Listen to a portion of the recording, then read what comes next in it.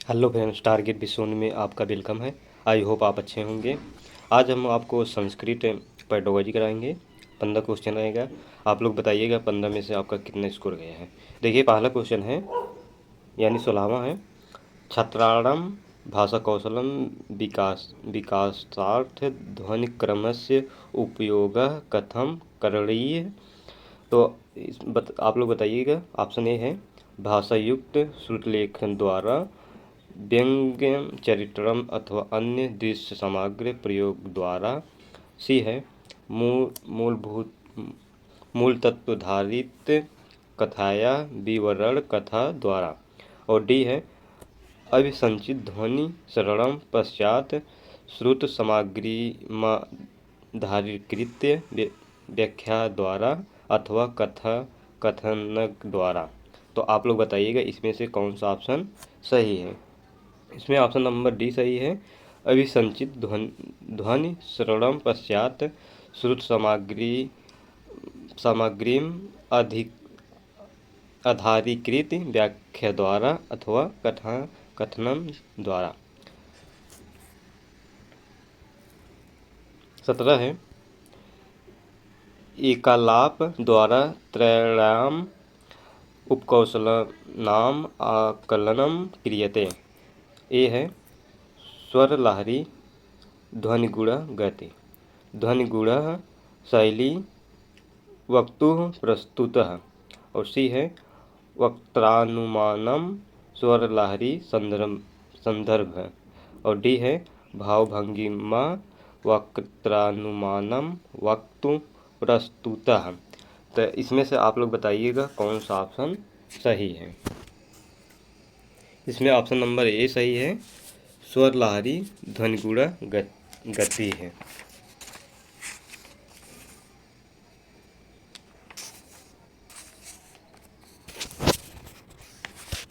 अठारह नंबर है भाषा अर्जन दृष्टया असम्यक परिवेषण अभिप्राय अस्ति। तो ऑप्शन ए है लक्ष्य भाषायाः प्रयोगः न क्रियते।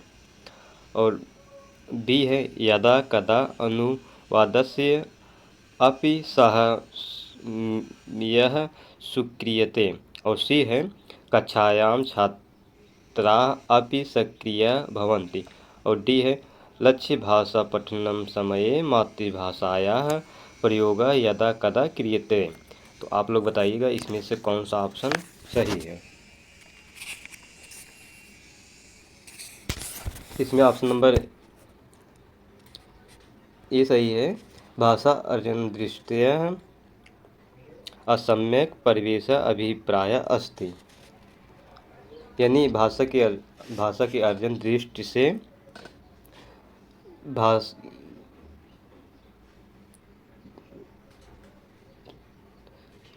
मतलब लक्ष्य भाषा का प्रयोग न करना। ऑप्शन नंबर ए सही है। इसमें 19 है द्वंद्व समास्यम उदाहरणम। यह है पीताम्बरा, बी है नीलो उत्पलम, और सी है रामकृष्णव, और डी है राजपुरुषा। आप लोग इसमें पूछ रहा है द्वंद्व समास का उदाहरण बताइए। इसमें सी है रामकृष्णव। इसमें द्वंद्व समास में मतलब दोनों पद प्रधान होते हैं। 20 है परिप्रश्नेन अधिगमनेन अभिप्राय अस्ति। ऑप्शन ए है व्याख्या समये सार्थक ध्वनिनाम उच्चारणम। बी है प्रश्नों समस्यानां समाधानस्य प्रयासः। सी है भाषा शिक्षणार्थ सिद्धांत प्रतिपादनम। और डी है व्यवस्थित रूपेण विषय समग्रया प्रस्तुतः। तो आप लोग बताइएगा इसमें से कौन सा ऑप्शन सही है। इसमें ऑप्शन नंबर बी सही है प्रश्नों समस्यानां समाधानस्य प्रयासः। 21 है भाषा शिक्षणार्थ महत्वपूर्ण अवस्था अस्ति। इसमें अर्थात भाषा शिक्षण की महत्व अवस्था यह है कि ऑप्शन ए है यदा विद्यार्थिनः तार्किकचिन्तनयुक्ताः भवन्ति। बी है यदा छात्रा अर्थप्राप्त्यार्थं शब्दकोशान् दृष्ट्या समर्थाः भवन्ति। सी है यदा छात्रा प्रश्नान् पृष्टुं समर्थः भवति। और डी है यदा बालाः भाषार्जने सक्षमाः भवति। तो आप लोग बताइएगा कौन सा ऑप्शन सही है। इसमें ऑप्शन नंबर डी सही है या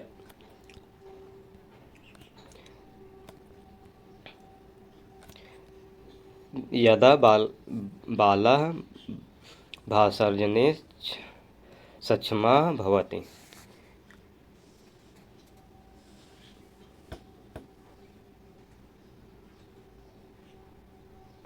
भाषा शिक्षण की महत्व अवस्था है। 22 है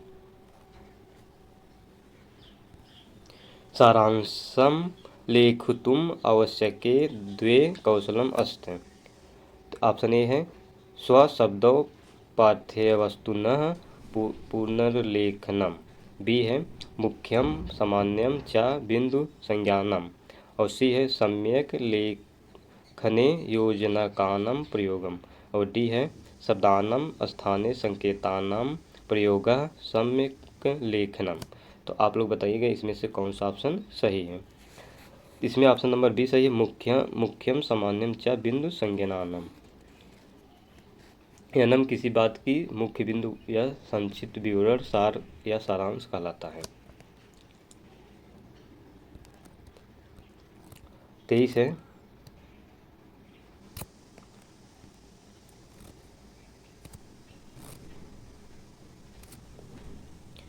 यदा छात्रं कालस्य अवधारणम् अवगन्तुं समर्थं न भवन्तु तदा उपचारात्मक कार्यं की भविष्यति। तो ऑप्शन ए है संबंधसूत्राणां रटनम। बी है संबंधकार्यम् अभ्यासम। सी है संदर्भानुगुणं भाषाभ्याम। डी है लकारानुगुणम रूपाणम पुनः पुनः स्मरण। तो आप लोग बताइएगा इसमें से कौन सा ऑप्शन सही है। इसमें ऑप्शन नंबर डी सही है लकारानुगुणम रूपाणम पुनः पुनः स्मरणम।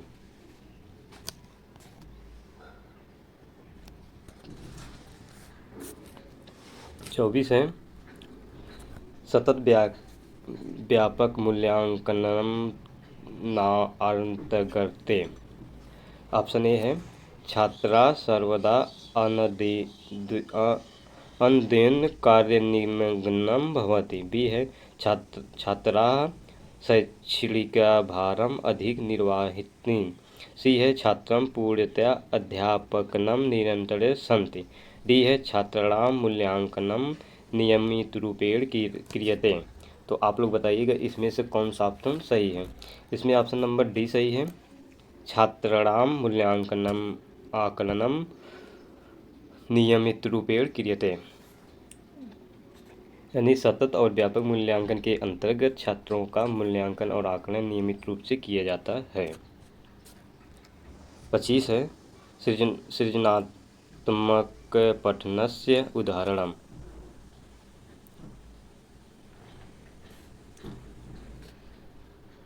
तो ऑप्शन ए है संबंध सूचनार्थम अंतर्जालदर्शनम। बी है विभिन्न दृष्टिकोणेन नाटकीकरणं भूमिका निर्वहणं पुनर्लेखनम च। और सी है अर्थ प्राप्तार्थम वाचनम। और डी है परामर्शन कार्यम ग्रंथालये अधिकम कारणीयम। तो आप लोग बताइएगा इसमें से कौन सा ऑप्शन सही। इसमें ऑप्शन नंबर बी सही है विभिन्न दृष्टिकोणम नाटकीकरणम भूमिका निर्वहणम पुनर्लेखनम च। यानी भिन्न दृष्टिकोण से एवं नाट्यीकरण भूमिका का निर्वहन और पुनर्लेखन या सृजनात्मक पठन का उदाहरण है। यानी सृजनात्मक से व्यक्ति नए विचारों को उत्पादन करता है।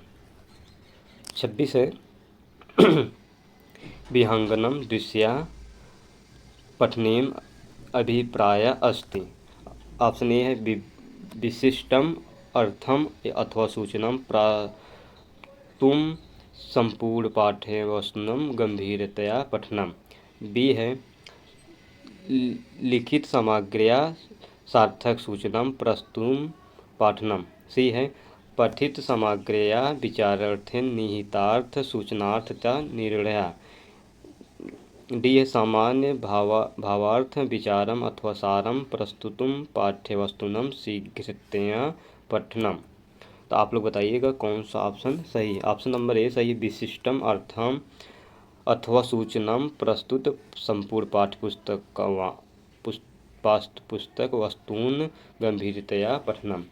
यानी अर्थात विहंग दृष्टि से पढ़ने तथा तात्पर्य विशिष्ट अर्थ अथवा सूचना प्राप्त करने के लिए संपूर्ण पाठ्य पुस्तकों को गंभीरपूर्वक अध्ययन से है। 27 है पाठ्यवस्तु समग्रतया इत्यनेनाभिप्राय अस्ति। ए है कस्मिंश्चित्तम अनुच्छेद प्रदत्त सूचनानुगुणम प्रस्तुतीकरणम। बी है दीर्घ अनुच्छेदाम सूचना लेखनम। सी है विभिन्न अनुच्छेदेषु वाक्येषु व परस्परं संबंधं दर्शितुं सर्वेषां नामपदानां प्रयोगम। डी है कथावर्णनानुगुणम अनुच्छेद व्यवस्था। तो आप लोग बताइएगा कौन सा ऑप्शन सही है। इसमें ऑप्शन नंबर सी सही, विभिन्न अनुच्छेदेषु वाक्येषु व परंपरा संबंधता दर्शातेषु सर्वेषां नामपदनम प्रयोगः। यानी पाठ्यपुस्तक समग्रता का अभिप्राय विभिन्न अनुच्छेदों अथवा वाक्यों में परस्पर संबंध दर्शाने के लिए सभी नामपदों का प्रयोग से है। 28 है अधिकृते सर्वम् अभिप्राय अस्ति। ऑप्शन ए है सा परिस्थिति यदा सर्वेण सूत्रे संपूर्ण कार्य करोति। बी है संभाषण रूपेण अथवा अभिलेखन रूपेण स्वाभाविक संभाषणम सर्वणम।